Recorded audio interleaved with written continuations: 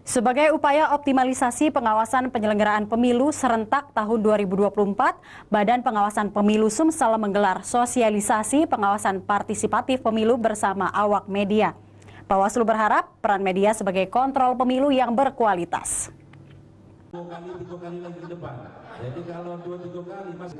Sosialisasi bertajuk peran jurnalisme media untuk membangun efektivitas pengawasan pemilu serentak tahun 2024 diikuti puluhan awak media yang tergabung dalam beberapa organisasi wartawan di Sumatera Selatan. Ketua Bawaslu Sumsel Yenli Elman Noveri menjelaskan Bawaslu dan awak media pada dasarnya memiliki tugas yang sama dalam kelancaran terselenggaranya pemilu. Yenli menyatakan Bawaslu Sumsel yang kini memiliki program pengawasan partisipatif mengharapkan peran optimal dari awak media dalam rangka penyebarluasan informasi yang edukatif seputar pemilu kepada masyarakat luas. Keadilan dalam pemilu dapat terwujud apabila pengawasan pemilu berjalan sesuai tahapan.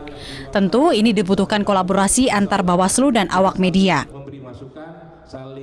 Rekan-rekan media yang punya jiwa jurnalis yang sangat tinggi, terus jiwa kepekaan sosialnya, terus jiwa pengawasannya pasti juga sudah ada di masing-masing insan media. Nah, inilah yang ingin kami manfaatkan tanda kutip ya untuk bersama-sama melakukan pengawasan pemilu tahun 2024 ini, sehingga kualitas hasil pemilu itu sendiri dapat meningkat dari pemilu-pemilu sebelumnya. Selanjutnya, media diharapkan dapat memberikan informasi akurat terhadap pelanggaran pemilu dan bisa bersinergi dengan Bawaslu. Dari Palembang, Bambang Irawan, iNews melaporkan.